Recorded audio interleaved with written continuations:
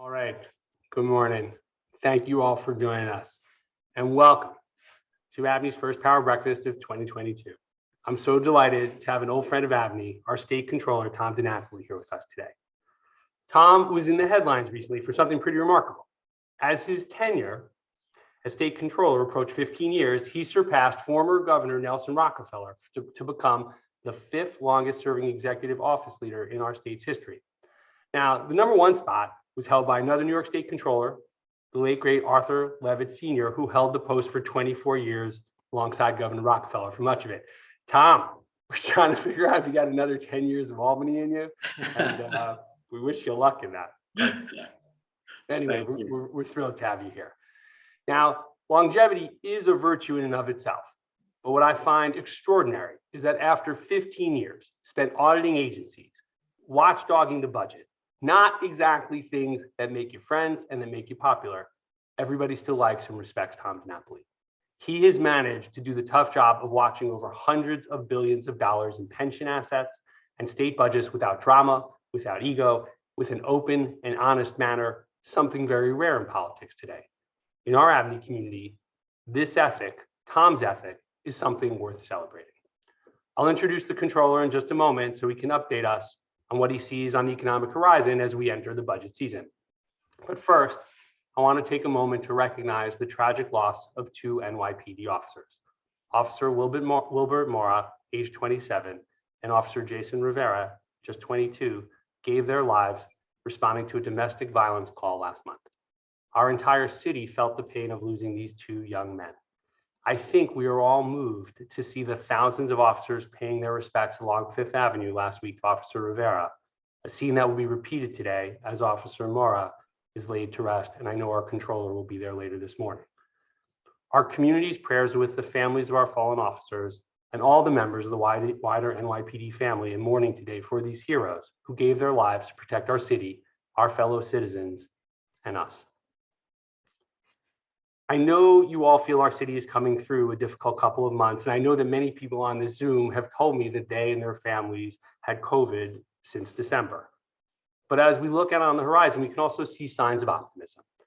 First, while we're back on Zoom today, and hope to be in person, we hope to be in person pretty soon as the numbers and the cases are dropping fast, back to pre-surge levels. The subways are back in full service. Our hospital system held strong through the worst of it.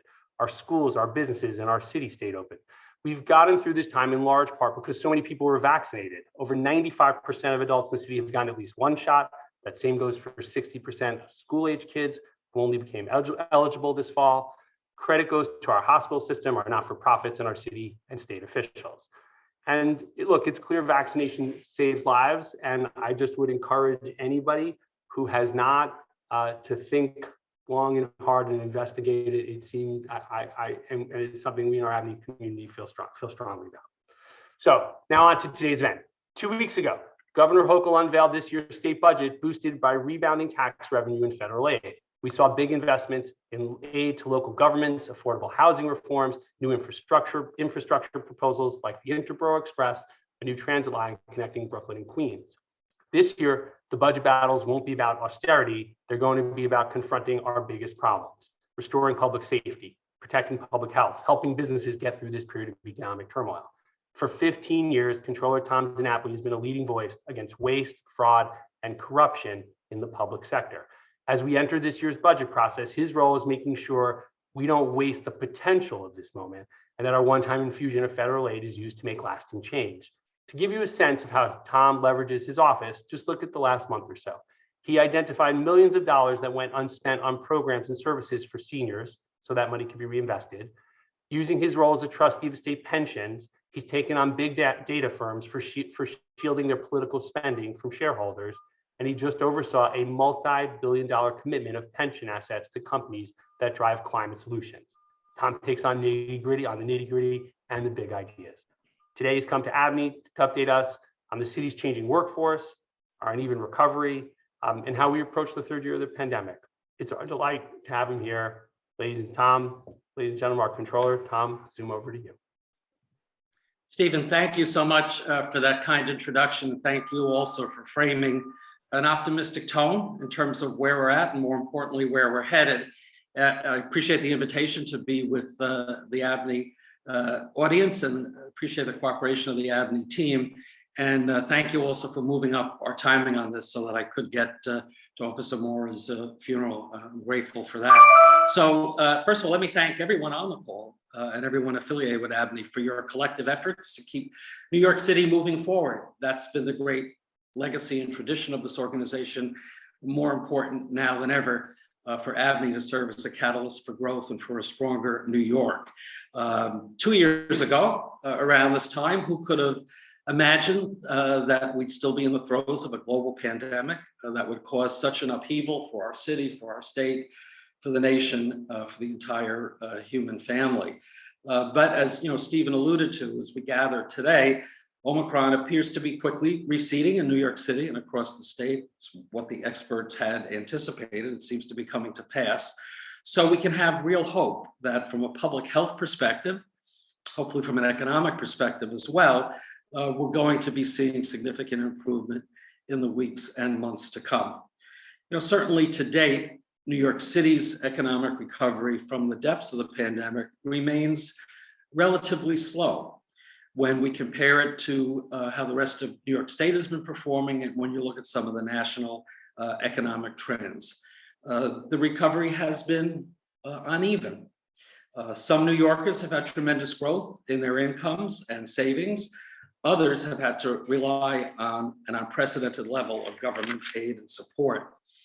And just as we have seen New York City's recovery start to speed up in the second half of last year, now we see some new potential clouds on the horizon, if I could put it that way, in the form of lingering inflation and volatility as well in the financial markets.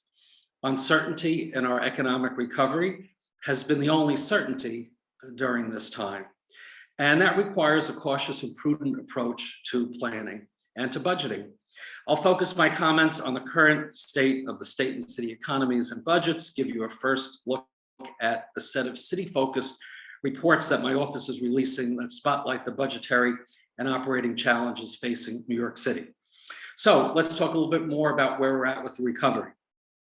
New York State unemployment for December 2021 was 6.2%, down from 8.7% a year ago, certainly way down, depending on which region you looked at in the state, the 15 to 20% unemployment that we were facing back in April of 2020. It's obviously reflecting a significant improvement. We are not back to pre-pandemic job levels, though. We are now at about recovering 63% of the 2 million or so jobs that we lost statewide, so we still have a ways to go.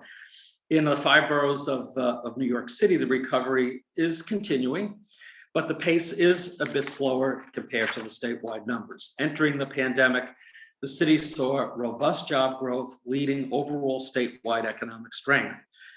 We always said, right, the city is the economic engine for the state. Well, as you all know so well, the pandemic hit New York City early, fast, and hard. Citywide unemployment is still at 8.8% back in December, better than the 12% unemployment rate of December of 2020, but still lagging state and national rates. To put a finer point on the dichotomy between the city and state recoveries, looking at New York outside of the city, the unemployment rate in December was 4.3%, close to the pre-pandemic statewide rate of 3.9%. When we look at New York City in terms of recovered jobs, it's a lower percentage, so 57% recovery of the a little bit shy of 1 million jobs that were lost in the city. Again, an improvement, but not back to where we were pre-pandemic and lagging the percentage of recovery that we see statewide. So my office has continuously looked over the course of the pandemic and monitoring the economic and budgetary impacts of COVID-19 on the city. We've tracked the hits and the misses of large federal aid programs to businesses and individuals. We looked at the Paycheck Protection Program, economic injury disaster loans, restaurant revitalization, shuttered venues, operators, rent relief, extended unemployment. We consistently focused on industries and neighborhoods in New York City that have been hit hardest and are struggling to come back. Just one area in particular where we've had some focus is what's been happening in the Bronx. The unemployment rate remains double digit there, over 11%. So the reports highlight many sectors and communities which have been disproportionately affected by COVID-19. Our April 2021 report on the New York City tourism industry noted that in 2020, 43.7 million fewer visitors came to the city, and the industry's overall economic impact fell by $60 billion, with close to 90,000 jobs lost. Last month, we put out a second follow-up report on 3 industries that we tracked early in the pandemic that still remain well behind pre-pandemic levels, broadly defined as what we call the 3 Rs: restaurant, retail, and recreation sectors. We keep an ongoing look at this sector. It's such important industries to the economy, and still a struggle, certainly compared to other sectors that have started to recover. That most recent report found that as of November of last year, there were close to 170,000 fewer jobs in the 3 Rs than 2 years ago. The job losses in this sector accounted for 41% of total private sector jobs lost in the city during the pandemic. So all that questions of, when will day trippers come back, foreign travel and foreign visitors is a whole nother question. Broadway, opening and closing and fits and starts depending on what's happening with COVID. One of the bright spots has been our friends in the film and TV production area have been getting back to their business. And, that's actually, just as an aside, that whole area of entertainment, motion pictures, I think there's room to grow there. Construction jobs, entertainment professional jobs might be an area for us to continue to encourage from a state and city perspective.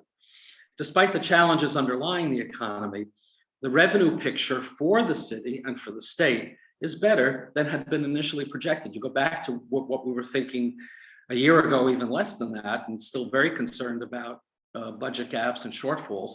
Very different picture right now. Much of this improved budget picture is driven by the unprecedented amount of federal funding that we've received or will be receiving. The American Rescue Plan provided an additional historic infusion of federal resources to the state and to localities. $12.6 billion to the state, $5.9 billion to New York City, $4.9 billion to local governments outside of the city, well more than $6 billion for the MTA and counting there. The $1.2 trillion Federal Infrastructure and Jobs Act also includes significant funding for the city and the state. State revenue is up. 2 weeks ago, we reported in our December cash report that tax receipts for the first 9 months of the state fiscal year exceeded the enacted budget forecast, as it has done for several months. It was well over $2 billion ahead of updated revenue projections. Against the backdrop of the state's economy doing better than expected, revenue, and that's a combination of the economy picking up, the revenue from the increased taxes that were part of this year's budget. As I said, the big game changer has been that infusion of federal funding. So with that all as a backdrop, Governor Hochul, as you know, proposed the state budget earlier this month. The proposed executive budget makes critical new investments in healthcare, the environment, schools, higher ed, housing, energy, and infrastructure. Importantly, the executive budget forecasts surpluses every year through fiscal year 2026-27. The first time in many years that the state's financial plan forecast has been imbalanced for that length of time. That is certainly welcome news. Additionally, the governor has also said she's going to build up our reserves to 15% of state operating fund spending, very much in line with repeated calls that I have made that we need to do a better job to build up our rainy day funds and reserves to be prepared for that next downturn whenever it may come. In contrast, the city's uneven recovery has led to volatile revenue for the city. Direct federal aid and federal support for individuals and businesses acted as a bulwark for city finances and led to better than expected revenues in city fiscal year 2021, even as bad news from property taxes led to the first decline in the city's largest revenue source in over 20 years. This has given the city opportunities to set aside funds to manage uncertainty and support recovery leverage federal funds to put money into one-time recovery programs, and build reserves back. Yet, despite a forecasted surplus of $965 million so far in the city fiscal year 2022, again, based largely on the receipt of $750 million in federal aid in the current year, the city missed opportunities to set aside funds and find efficiencies. The latest financial plan released by the prior administration still anticipated budget gaps to average $2.6 billion in the plan out years. But we have a new administration, so new opportunities will emerge. Last month, the city's tentative property tax rolls was released and unexpectedly suggested market values will rise a little over 8% in fiscal year 2023. That's certainly reflecting some welcome news. If that number holds, property tax revenues would exceed 2021 levels, the previous peak. That wasn't expected to happen until after fiscal year 2025 in the city's latest financial plan. It could offer an immediate source of relief for the city's budget gaps and another opportunity to set aside funds for the future. The city still has the chance to leverage this and other unforeseen good news and set aside funds should the economic recovery experience more difficult terrain going forward. So my office has identified risks, including recurring spending funded with one-time federal money that could bring the city's out-year budget gaps to more than $5 billion. Mayor Adams has taken an important step to address these risks, initiating a program to eliminate the gap, PEG, P-E-G, the PEG program, of 3% for nearly all agencies while requesting that city agencies avoid direct service reduction. This is a best practice that we've recommended that the city return to in the past. This effort will help agencies prioritize what needs to be done and helps create the space for budgetary flexibility. Throughout the pandemic, I've called for both the state and city to be prudent with their use of federal funding and unexpected revenue upside. Relying on good economic news coming or more federal funding to manage budgets is not a smart long-term plan. We have to do a better job of thinking all of this through. The benefits of a prudent approach are becoming more obvious with each passing day. Inflation is worrying policymakers and investors and throwing a new and serious headwind into our economic trajectory. Markets have started the year wobbly, if I could use that phrase, and some indices are near correction levels. Of course, the past couple of days, we've seen a big increase. So again, the volatility is something we'll all have to get used to. The mood in Washington is problematic as well. There seems to be, at least for the moment, less of an appetite to provide additional boost to city and states and aid programs for businesses and individuals. This uncertain environment highlights the importance of a cautious approach to budgeting and maintaining flexibility while focusing on the core services necessary to keep the city desirable. New York City's recovery relies on its ability to deliver basic services like education and public safety. At the same time, the city will need to provide these services and manage spikes in demand for additional services like mental health and homelessness without interruption. Bringing those challenges to light is necessary to addressing them. And just as my office has focused on recent economic and revenue challenges, we're now highlighting the challenges the city faces in ensuring that there are high quality services for those who visit, work, and live in New York City.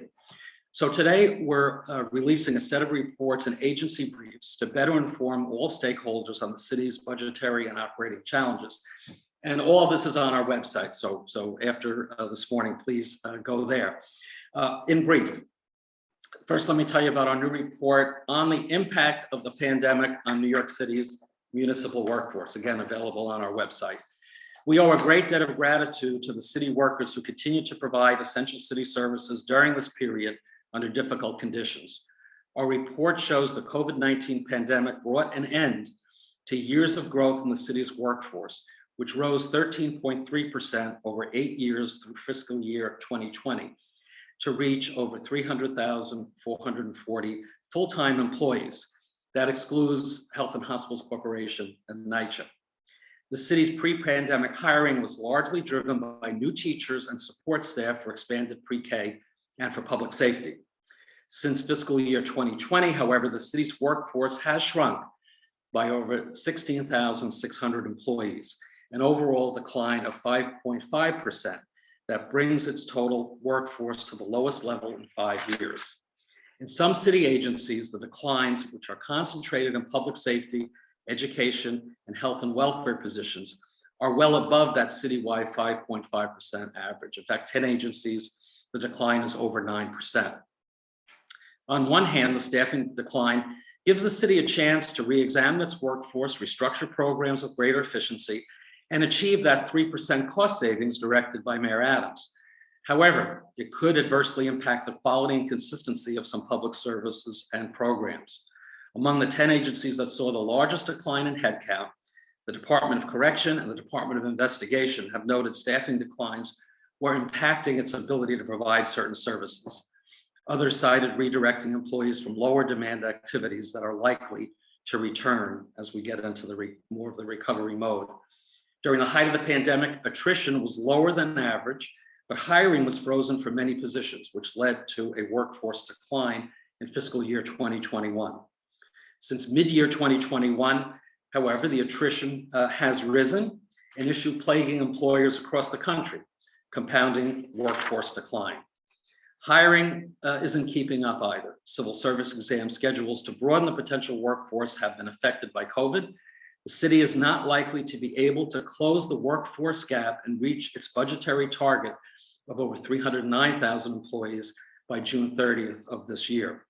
Reduced staffing also means the city could see $1 billion in savings this fiscal year.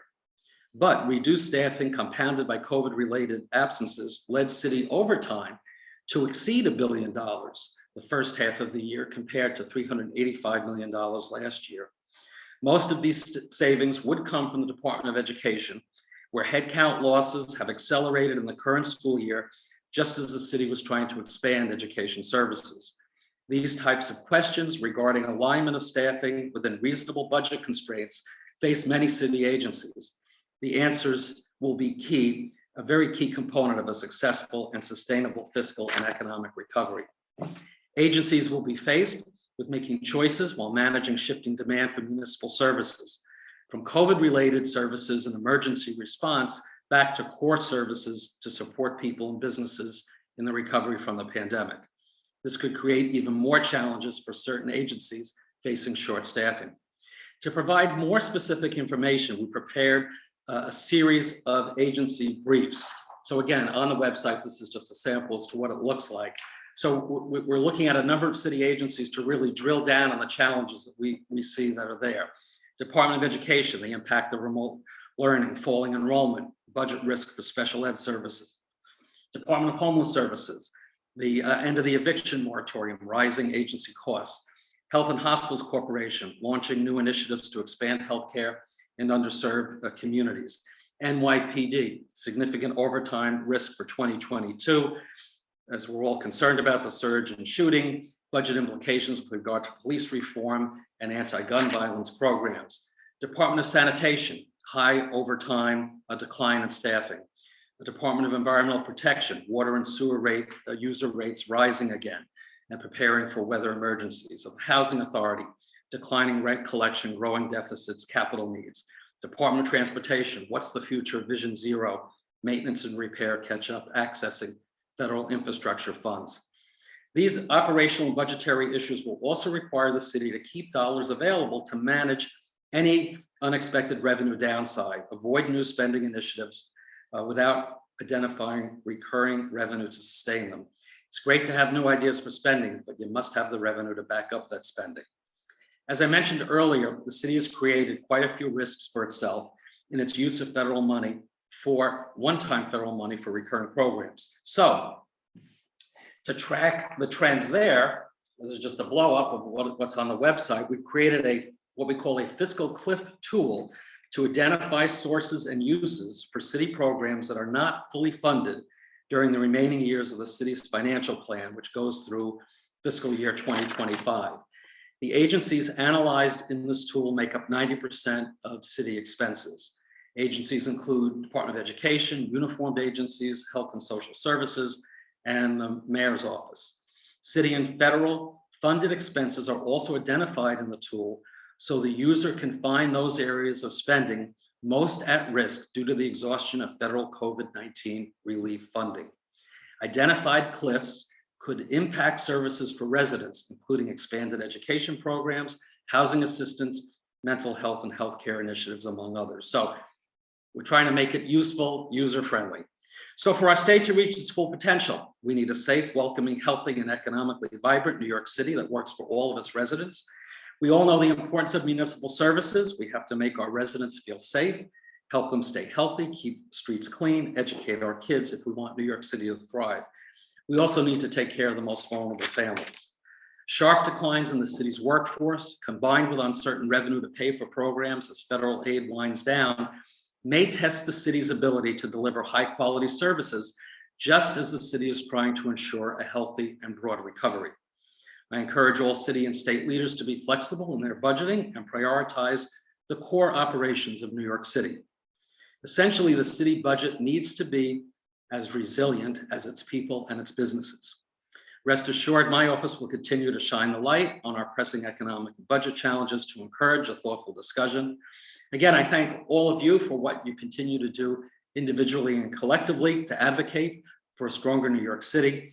For our state to succeed, we need New York City to succeed.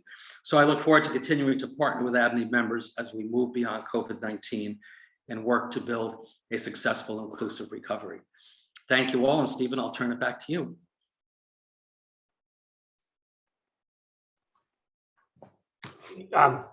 Thank you, Tom. That was, I gotta say, impressive, particularly in its depth. I was hoping to ask a few questions, and we have some from our people on the Zoom as well. In terms of the mayor's program to eliminate the gap and the target of 3%, I'd like to ask, like, do you think is that a wise percentage to hit? It doesn't also strike me culturally that for the last period of time, the city has really been asked to take out a pencil and cut budget. Budgets have seemed to have grown extensively over the last period of time. So so it's a cultural shift in terms of how to approach budgets. But two, do you see this as achievable? And how long does it take to achieve that kind of savings? I think it is achievable. I guess we could quibble on the number, but I think 3% is a reasonable place to start.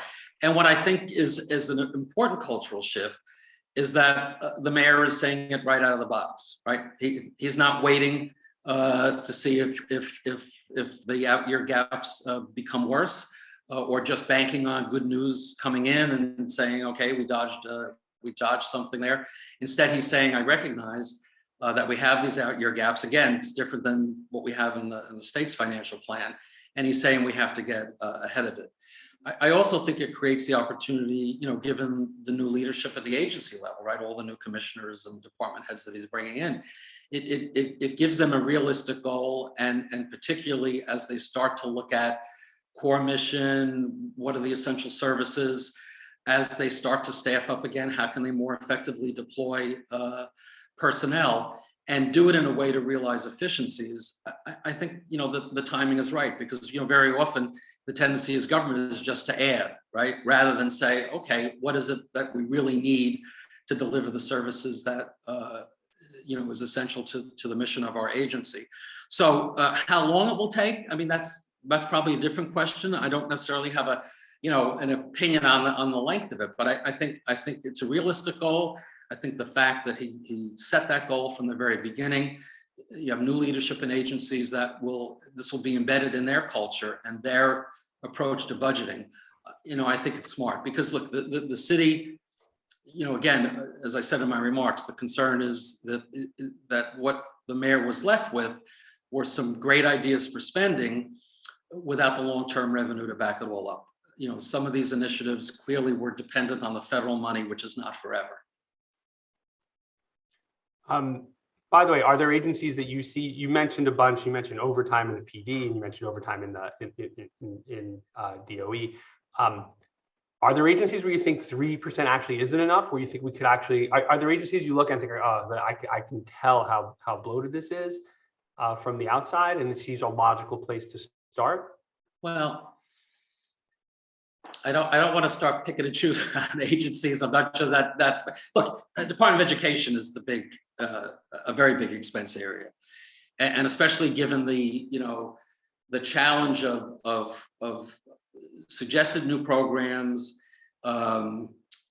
clearly an inability to meet the staffing levels that have been initially projected, concern about how to manage rising costs with regard to special education services. Again, not an issue unique to New York City, but has significance in New York City.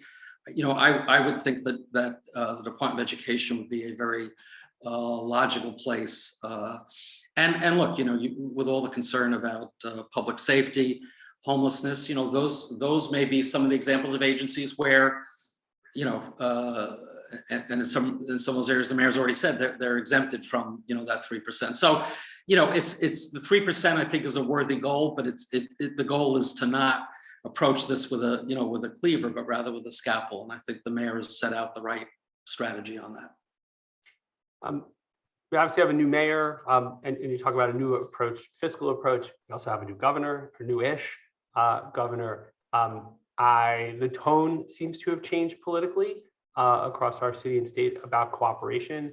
And I just asked, does that have practical benefits to you? Like, do you feel that as a result, the way the conversation has changed, that there are more opportunities to either be better as a government or achieve kind of better fiscal approach? I mean, the short answer is yes, and I guess the answer is based on a lot of hope, right? There's still time to tell how this will all play out.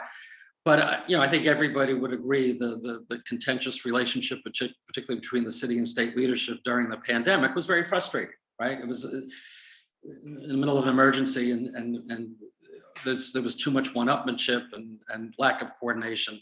And somehow we got through it. So I guess that's the good news and credit to everybody else. But there's no doubt that the mayor and the governor certainly are off to a good start in terms of relationship. The city and state, the city is very dependent on what the state does. There's so much decision-making with regard to taxes and policy that are not controlled by the city itself. That's a kind of a perennial argument as to whether the city should have more control over some of this, but the city is a creation of the state. So the state, under our system, not just in New York, the state is the dominant level of government.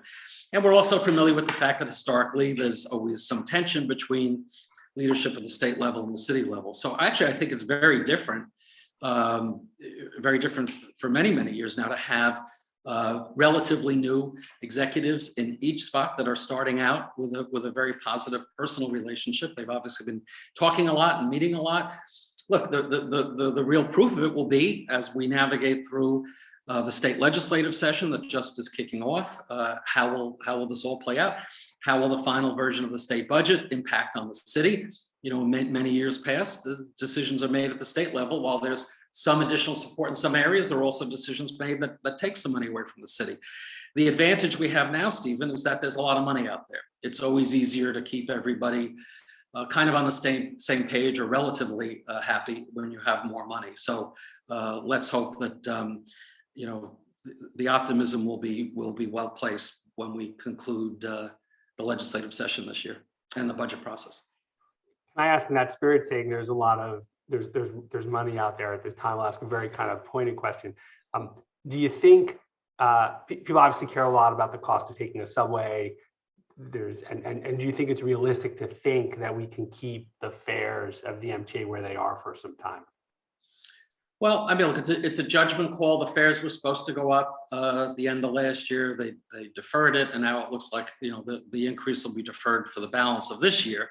Look, at the end of the day, the MTA funding picture is still precarious. Thank God for the federal money, and hats off to our congressional delegation and the advantage of having Chuck Schumer as Senate Majority Leader has really delivered billions that have helped to keep the MTA afloat. The greater New York City area, not just the 5 boroughs, but the whole downstate region is so dependent on the MTA and the transportation system. And so much of the MTA's revenue is tied to fares, right? Over 50% of the transit revenues are from the fare box. So ultimately, we need ridership to return. So that's obviously a complex combination of workplaces reopening, people coming back to the city, commuters feeling and subway riders feeling safe on the subways from a public safety point of view, from a quality of life point of view in terms of the homeless issue and how that's impacted, whether you're talking about Penn Central, Penn Station, Grand Central, or the subways. So, there's a lot there to get people back to using the transit system. And at some point, the reality is we can't defer, forever what had been viewed as a responsible strategy to have periodic increases in the fares to keep the whole system sustainable. So, beyond this year, I don't know that it can be deferred. If the argument to keep the fare where it's at will help to encourage people to come back because it's more affordable, okay, let's see if that in fact is the case. But we saw ridership picking up again, and then Omicron came in, the numbers started going back down again. So, it's still, for the other reasons I just outlined, a lot of people have concern about using public transit, and that's something we're all going to have to do a better job of addressing.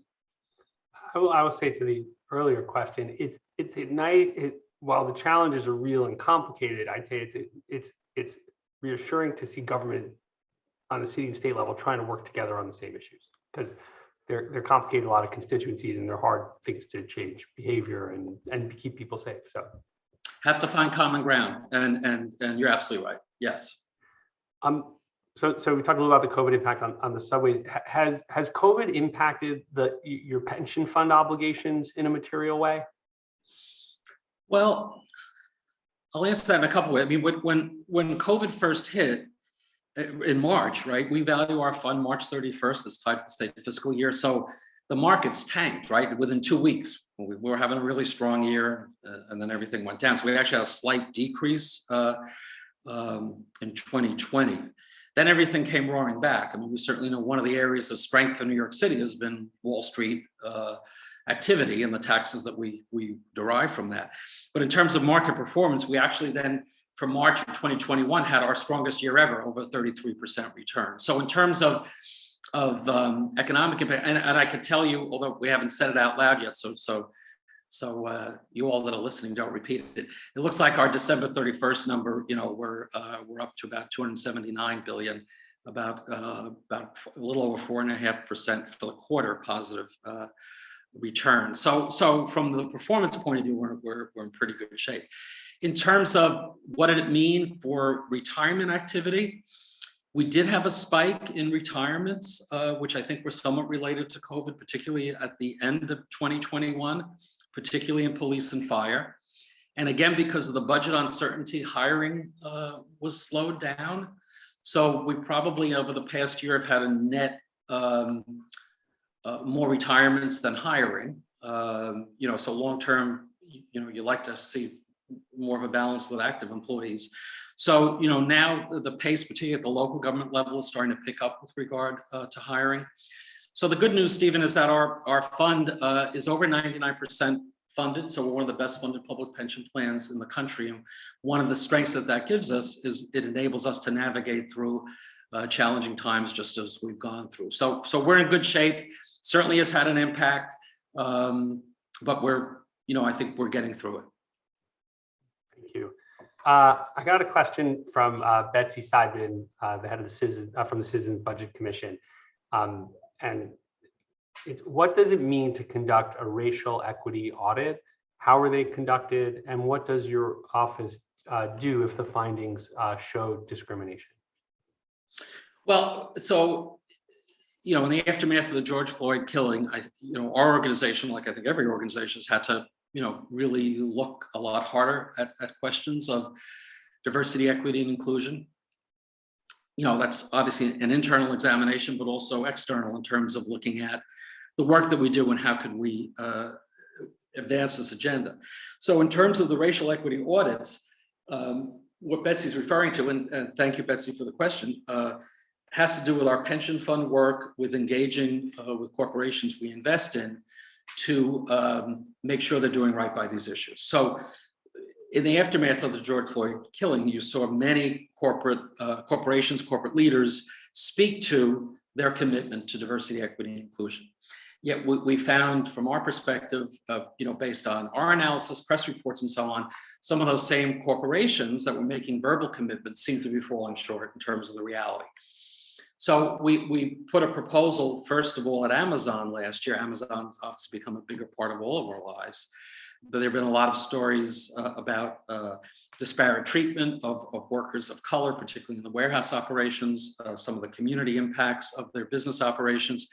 So we had a shareholder proposal at Amazon to require an independent racial equity audit. And what we mean by that is for the company not to just do an internal review themselves, but to engage with an independent third party. And there are consultants that provide these kind of services that really look at workplace practices, policies, procedures, business activity and impact on communities, and really give an independent view about how the corporation is performing on these issues. So we fell short in the first vote at Amazon. We actually got 44% support, which is pretty significant for a first time shareholder proposal. So we're going back to Amazon. We've identified another, I think, 4 companies that were also doing a similar proposal. And obviously the hope is that the independent audit will either validate that in fact everything is going well, or will point out areas where the corporation can do a better job of meeting their own goals on diversity, equity, and inclusion. Since we're approaching 9:15, I have a final question. You were elected to office at the age of 18. As we said, the first ever 18-year-old elected to office in the state of New York. ABNY has a big young professionals network that has been really significant to us in terms of their engagement in the city. So first,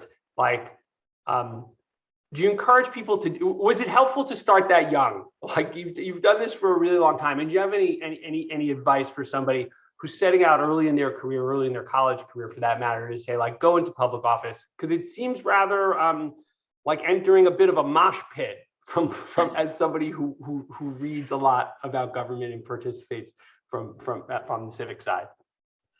Well, thank you for the question, Stephen. Thank you for not mentioning what year it was that I was elected as the first 18-year-old in New York State. It was a while ago. Look, I came of age in the late 60s, early 70s. There was a lot going on then, and young people were very involved in all of the social movements and causes. Yeah, more civil rights, go down a long list. And actually the year that I ran was, so I will date myself, was the first year that 18 to 21-year-olds were allowed to vote in the country, right? The big issue was the Vietnam War, the draft, and you could be drafted and killed, but you couldn't vote. So there was a change, and it was a good change. And I had been active in school issues. I went to school board meetings. I live in Long Island, so we elect our Board of Education trustees, and I didn't like some of the things that were happening. And I felt, one way to make change is going to meetings. Another way is to try to occupy the seats of influence. Under an elected democratic system, you have the opportunity. So, I guess beginning maybe it was a little bit of just an attempt to spark interest and debate. A bunch of us got together, and since I was going locally to college to Hofstra, I was chosen as the candidate. So I was still in high school when all this happened. And for me, having that first experience of people actually having confidence in me and giving me a chance, right? I mean, it was very novel for a teenager to run for anything. I grew up in a very conservative area, and I had long hair then and campaigned in blue jeans, knocking on doors. And I think one reason why I've stayed in public service all these years is that initial proof that if you put yourself out there, are not afraid to take some hits for it, but have a program and offer something, people might actually believe in you and take a chance. So that contributes to my optimism, and I'm glad I had that first beginning working on school issues, because they're less they're not really partisan issues or political in the same sense. And I would say for young people, sometimes what I hear is people feel that if you're not connected, you're not wealthy. It's a very intimidating process, to run for office, or not even running for office, let's say working in a government position. And my experience has been that it really wasn't all that, at the end of the day, all that intimidating. I mean, I didn't have any particular family connections. But my family were all Republicans, you know, so when I got involved with partisan politics, they couldn't vote for me in Democratic primaries, you know. So I didn't have anything special going into it other than the fact that I wanted to make a difference.